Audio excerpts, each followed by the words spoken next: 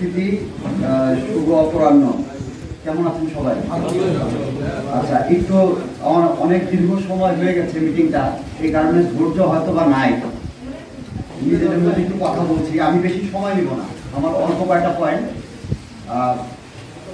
প্রথমে বলি যে অন্যান্য যত ধর্মীয় মহোৎসব আছে একই রকম সনাতন ধর্মাবলম্বীদের জন্য শারদীয় দুর্গা পূজাও একটা ধর্মীয় মহোৎসব, এবং এটা অন্যান্য ধর্মীয় মহোৎসবের মতোই এটাও ভাবগাম্ভীর্যের সাথে পালন করতে হবে। আগে ভাবগাম্ভীর্য কথার অর্থ বুঝতে হবে, তারপর এটা পালন করতে হবে। ঠিক আছে?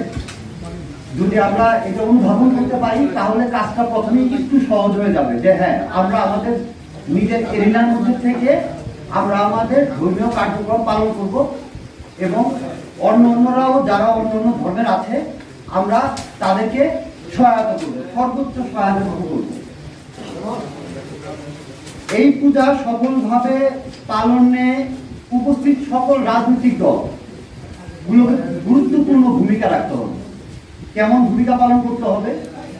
আপনারা আপনাদের ছাত্র সংগঠনকে এখানে কাজে লাগাতে হবে, এবং আমি আমার বক্তব্যে একদম সুনির্দিষ্ট কিছু জিনিস আপনাদের কাছে চাবো। আসলে এখানে অনেক ধরনের কথা হয়েছে এবং এই কথাগুলো আমার কাছে কোনোটাই কমপ্লিট না।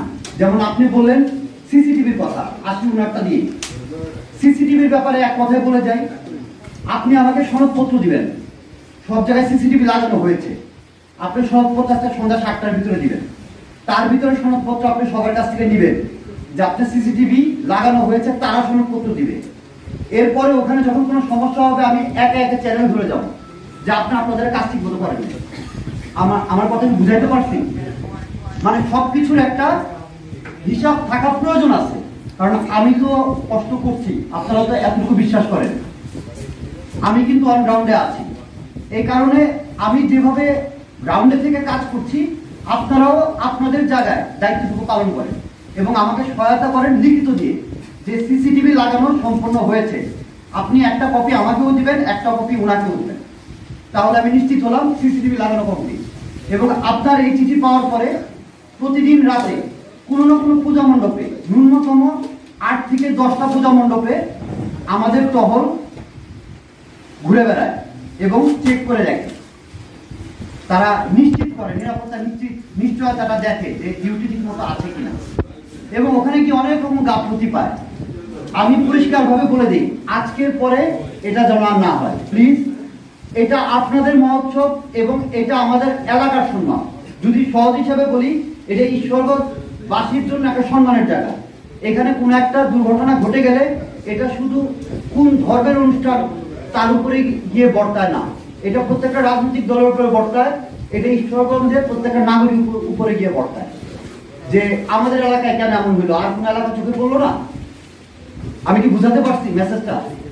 এই জন্য আমাদের সকলকে সর্বোচ্চ সতর্ক থাকতে হবে, এবং স্বেচ্ছাসেবক দল যারা আছে তাদের রোস্টার আপনারা জানেন, প্রতিদিন রাতে 2 ঘন্টা অন্তর অন্তর সেনাবাহিনীর পক্ষ থেকে প্রত্যেকটা মণ্ডপে ফোন দেওয়া হয়।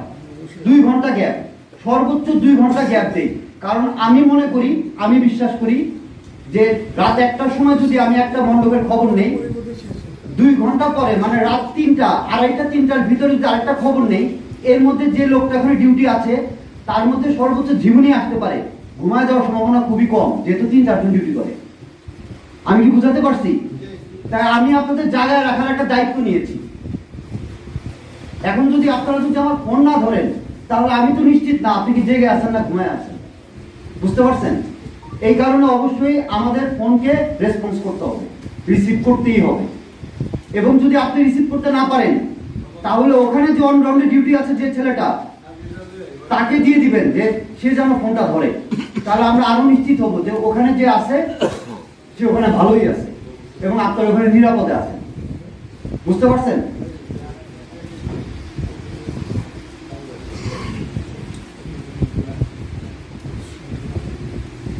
জামাতে ইসলামের আমির উনি একটা নতুন লিস্ট তৈরি করে দিয়েছেন। একইভাবে আমি আশা করি আপনারাও আপনাদের লিস্টটা তৈরি করে দিবেন। স্বেচ্ছাসেবক দলের যে লিস্ট, এই লিস্টটা আমার লাগবে। এটা প্রত্যেকটা মণ্ডপ ভিত্তিক মাত্র 42টা, 3 জন করে ডিটেল করেন, 42 × 3, আপনাদের তো অনেক মানুষ, 3 জন করে থাকুন। ওই 3 জনের মোবাইল নাম্বার, মানে ওই 3 জনের যে সিনিয়র, বয়সে যে প্রবীণ, তার মোবাইল নাম্বারটা আমাদের ক্যাম্পে থাকবে। আমরা যেন একটা কন্ট্যাক্ট পাই যে একসাথে কোনো একটা সময় কোনো একটা তথ্যকে ভেরিফাই করতে হলে কয়েকটা অ্যাঙ্গেলে যেন খবর নিতে পারি, যে মণ্ডপ থেকে বললো এটা, আপনার লোক কি বললো, আপনার লোক কি বললো, বোঝা গেছে? এই জন্য আমরা কিন্তু এত হিসাব কিতাব করি। একই সাথে ওবায়দুল সাহেবের সাথেও কিন্তু আমাদের যোগাযোগ, উনার সাথেও যোগাযোগ। আমাদের একটা সেল গঠন করা আছে, আপনারা কি জানেন? আমাদের 24 ঘন্টা একটা পূজা মণ্ডপ মনিটরিং সেল, যে কিনা 115টা মণ্ডপ দেখাশোনা করছে, মানে এই 3 উপজেলা 115টা মণ্ডপ। তারা প্রতিনিয়ত এই সব জায়গায় ফোনে, এখনো ফোনে কারো না কারোর সাথে ফোনে কথা বলছে যে আপনারা করেন কি, বোঝা গেছে? তাই আপনারা নিঃসংকোচে ওখানে ফোন দিতে পারেন। ওই নাম্বারটা আমি আপনাদেরকে এখন দিয়ে যাব, আমাদের কন্ট্রোলের নাম্বার।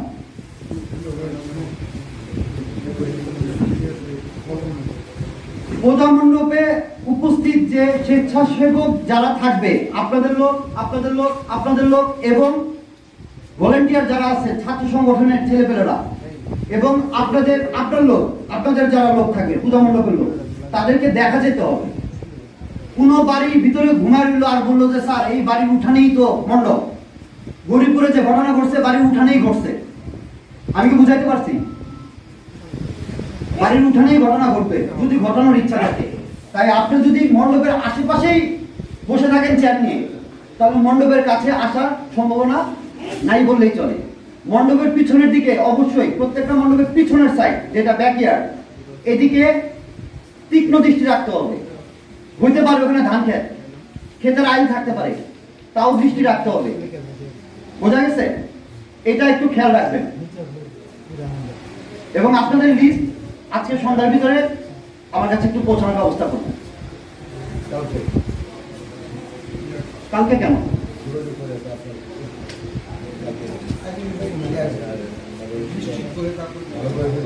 কালকে সকাল 9টার ভিতর, ঠিক আছে?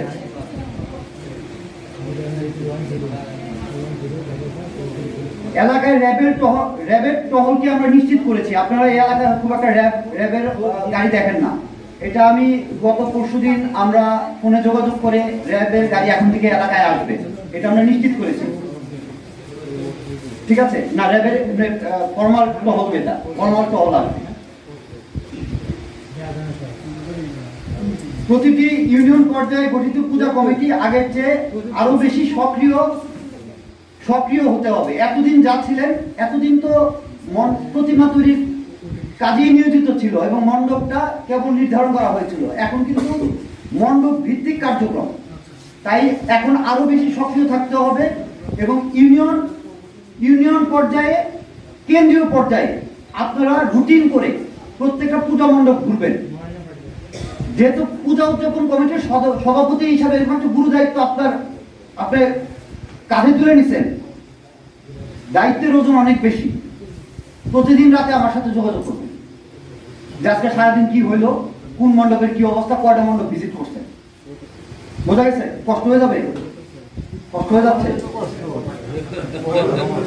এই না, আপনাকে কেন বললাম, আপনি আপনার প্রতিনিধিকে ঘুরাবেন, কিন্তু ফোনে কথা বলবেন আপনি আমার সাথে।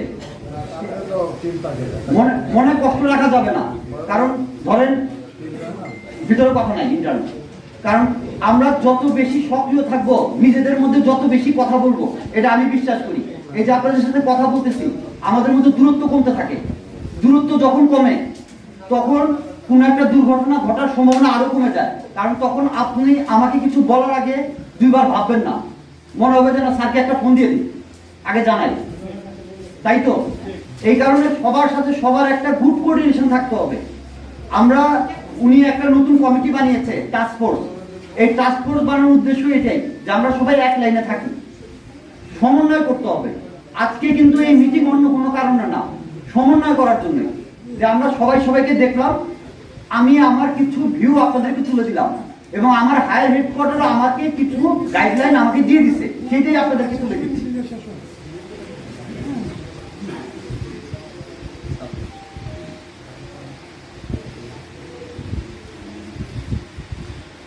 যে কোনো ঘটনা যদি মনে হয় অনুধাবন করছেন, অনুধাবন যে এরকম কিছু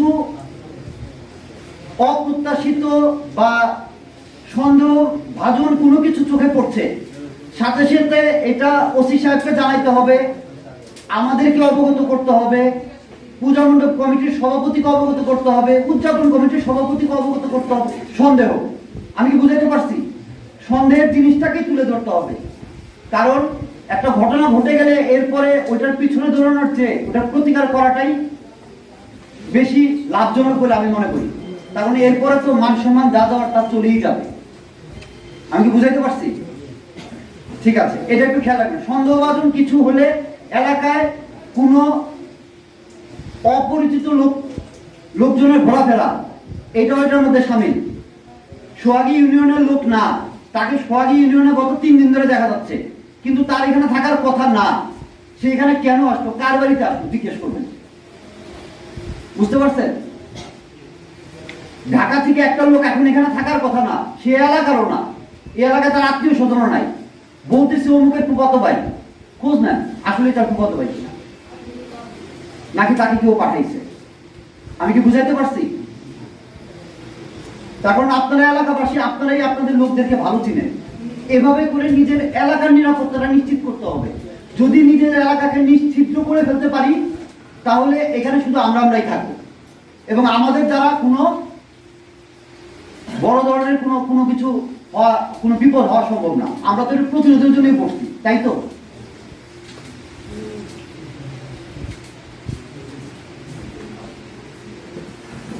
পূজা উদযাপন কমিটির সভাপতি, থানা এবং হচ্ছে গিয়ে উপজেলা আনসার অফিসারদের আপনারা ঝুঁকিপূর্ণ পূজা মণ্ডপের লিস্ট, অধিক ঝুঁকিপূর্ণ এই লিস্টটা নেবেন এবং এইটাকে প্রায়োরিটি দিয়ে ফোন শুরু করবেন আগে এখান থেকে, যে এদের কি অবস্থা, যেটা নর্মাল মেন রাস্তার পাশে, যেটাতে আমরা প্রতিনিয়ত যেতে পারি, যেটা রাস্তার পাশে, ওইটাতেই প্রত্যেক বেলায় গেলাম আর খবর নিলাম, তাহলে ওর উপরে প্রতিদিনই খবর নিচ্ছেন। যেখানে হেঁটে যেতে হচ্ছে, মোটরসাইকেলে যেতে হচ্ছে, গাড়ি ঢুকে না, রিমোট, সেটার খবর নিতে হবে বেশি করে। আমি কি বুঝাইতে পারছি? এটা আপনারা জানেন কোন জায়গায়। আমরা কিছু কিছু বের করছি। এমন কিছু মণ্ডপ আছে যেটাতে আমরা রাস্তায় গাড়ি রেখে হেঁটে যাই, এই জন্য বললাম।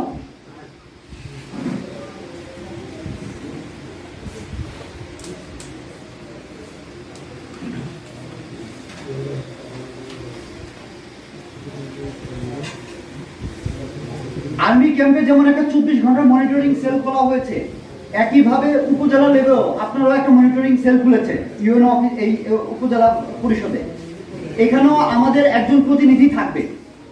সে হয়তো 24 ঘন্টা থাকবে না, রাতে কিছু সময়, রাতের টাইমটুকু থাকবে, অথবা দিনে একটা সময় থাকবে, কিন্তু আমাদের একজন প্রতিনিধি আমরা এখানে রাখবো। আপনারা এখানেও জানাতে পারেন যেখানে স্বাচ্ছন্দ্য বোধ করেন। যদি মনে করেন যে উপজেলায় আপনার তথ্যটা পৌঁছায় দিবেন, এটা আর্মি ক্যাম্পে চলে যাবে। আপনি যে কোনো একটা জায়গায় পৌঁছান, আপনি হয় পুলিশের কাছে পৌঁছান, যে কোনো একটা জায়গায় পৌঁছান।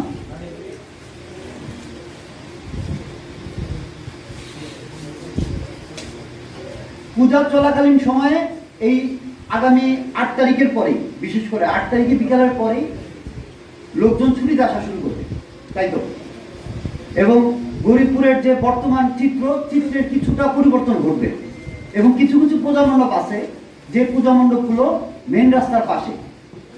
মেন রাস্তার পাশে যদি পূজা মণ্ডপ হয়, তাহলে সেখানে কিছু ট্রাফিক জ্যাম সৃষ্টি হবে, ট্রাফিকিং প্রবলেম হবে।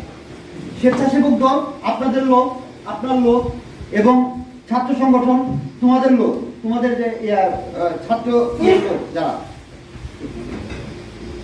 দিয়ে রাখতে হবে, এবং প্রয়োজনে এটা একটু ইউএনও অফিস থেকে সমন্বয় করে নেবেন যে কয়জন যাচ্ছে। তখন ওখানে গিয়ে আবার অন্য কোনো বিশৃঙ্খল করা যাবে না। শুধুমাত্র ট্রাফিকিং, রাস্তার উপরে যেন কেউ না থাকে। যেহেতু এটা হাইওয়ে, ব্রাহ্মণবাড়িয়া ভৈরব হাইওয়ে, এই রাস্তার উপরে যেন কেউ না থাকে। নিজেদের নিরাপত্তার স্বার্থে কাজটা করতে হবে।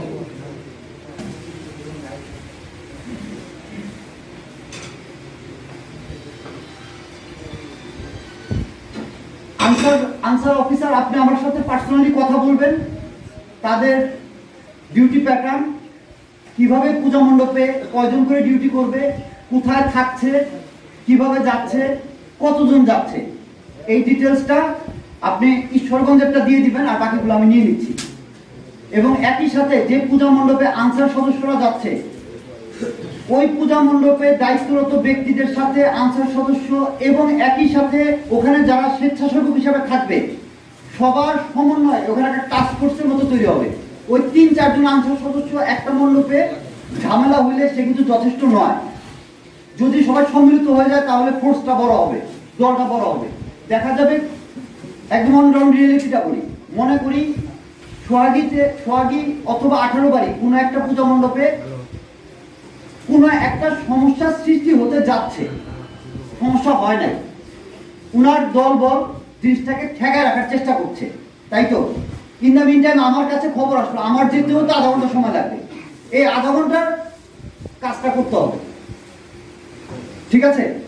এই জন্য বললাম যে একটা সমন্বয় করতে হবে নিজেদের মধ্যে, এবং আমার টহল থাকবে। এটা আমি একটা উদাহরণ দিলাম, আধা ঘন্টা। সবসময় যে আধা ঘন্টা লাগবে তা না, অনেক সময় আমার টহল 18 বাড়ি থাকে। এখন যেমন টহল একটা 18 বাড়ির ভিতরেই আছে, এখন কোনো কিছু 18 বাড়িতে হইলে 5 মিনিট সময় লাগবে, বোঝা গেছে? এই জন্য বলছি যে আপনারা আপনাদের অংশটা দেখবেন, আমি তখন ট্রেস করব যে আমাদের টহলটা কোথায় আছে, তাকে আমি ওদিকে ডাইরেক্ট করে দেব।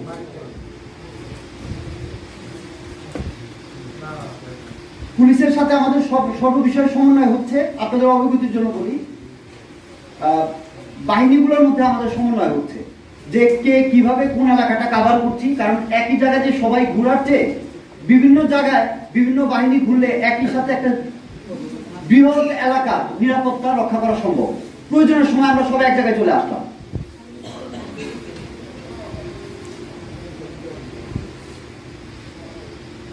প্রত্যেকটা মণ্ডপে 100% জেনারেটরের ব্যবস্থা করতে হবে।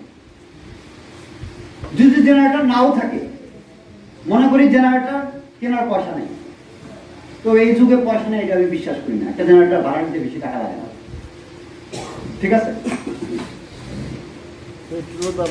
ওয়ান টাইম যে চার্জেবল লাইট আছে, জেনারেটর কারেন্ট চলে গেলে জেনারেটরটি স্টার্ট দিতেও 3-4 মিনিট সময় লাগে। ওই একটা লাইট কিছু ক্রিটিক্যাল পয়েন্টে লাগায় রাখবেন। হ্যাঁ, একটা লাইট থাকে না যে কারেন্ট চলে গেলে সাথে সাথে জ্বলে উঠে, ওই একটা লাইট লাগায় রাখবেন যাতে কারেন্টটা চলে যাওয়ার সাথে সাথে ওই মুহূর্তটা অন্ধকার হয়ে না যায়। এবং জেনারেটর দিতে যে 3-4 মিনিট সময় লাগবে, এই সময়টা কভার করতে পারি আমরা। একদম অন্ধকার হয়ে যাওয়া যাবে না। একই সাথে এটারও একটা সার্টিফিকেট দিলেন। কষ্ট হয়ে যাচ্ছে? ঠিক আছে, ঠিক আছে।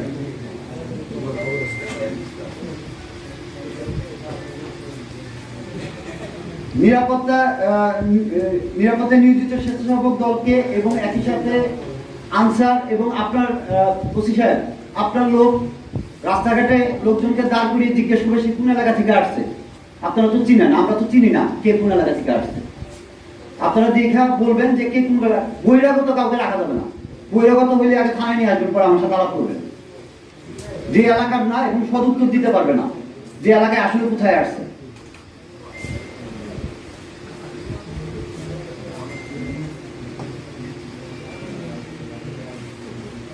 আমার পয়েন্ট প্রায় শেষ। সর্বোপরি এই উৎসবের স্পর্শকাতরতা সবাইকে মন থেকে অনুধাবন করতে হবে। আর আমরা এই রুমে এই উপজেলার সকল রাজনৈতিক দল, বিভিন্ন পেশার, বিভিন্ন ধর্মের লোক একসাথে হয়েছি। এইটাতে কিন্তু এইটাই প্রমাণ হয় যে আমাদের সবার মন মানসিকতা একরকম, এবং আমরা একটা খুব সুন্দর এবং নিরাপদ এই যে উদযাপন, এই উদযাপনের দিনগুলো পার করতে চাই, তাই তো? যদি আমরা এটা পার করতে পারি তাহলে এই সফলতা শুধু সেনাবাহিনীর না, শুধু পুলিশের না, এবং শুধু পূজা উদযাপন কমিটির সভাপতির না, এটা সবার। এটা ঈশ্বরগঞ্জের প্রত্যেকটা মানুষ এটার সাথে সম্পৃক্ত যখন হবে, যখন আপনারা সবাইকে সম্পৃক্ত করতে পারবেন, তখন এটা সফলতা আসবে। এবং আজকে এই রুম থেকে বের হয়ে গিয়ে জনসংযোগে লেগে যাবেন। যে তোমার এই কাজ, তুমি এই অংশ দেখবা, তুমি এই অংশ দেখবা। স্বপ্রণোদিত হয়ে কিছু রেসপন্সিবিলিটি, কিছু দায়িত্ব নিতে হবে। এবং আবার বলি, একটা দুর্ঘটনাও গ্রহণযোগ্য না, 0 টলারেন্স। এই ঈশ্বরগঞ্জে একটা দুর্ঘটনা গ্রহণযোগ্য না, ঠিক আছে? আমার আর গুরুত্বপূর্ণ কোনো বক্তব্য নাই, শুধু একটা বিষয় একটু বলে যাই। আজানের, এই যে পূজার সময় যে আজান এবং নামাজের টাইম, পূজার টাইম অ্যাডজাস্ট করে লাভ নাই, বুঝছেন? আজানের টাইম অ্যাডজাস্ট করতে হবে। কারণ আমাদের যখন আজান শুরু হয়, আধা ঘন্টা ধরে আজান চলে। কি ভুল বলছি নাকি? আজানের টাইম ফিক্স করে নাকি এই পূজার দিনগুলোতে? তাহলে উনাদের কষ্ট হবে না। নাহলে কারো না কারো মনে কষ্ট থাকবে যে ও আজান দিতেছে, এর আজান শেষ, আরেকজন শুরু করলো, আরেকজনের কাজ শেষ, আরেকজন শুরু করলো। আপনাকে আজানের টাইম ফিক্স করেন।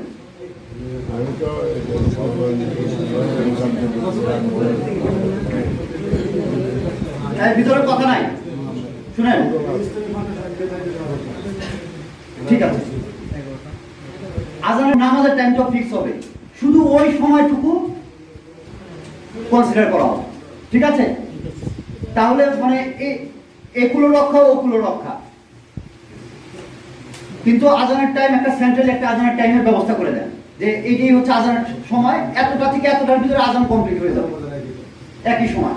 এটা শুধু এই সময়ের জন্য, এই আগামী 14-15 তারিখ পর্যন্ত। এরপর আবার যেমন ছিল না, আবার আমরা আমার কি আছে, কি এক মসজিদে আবার বললো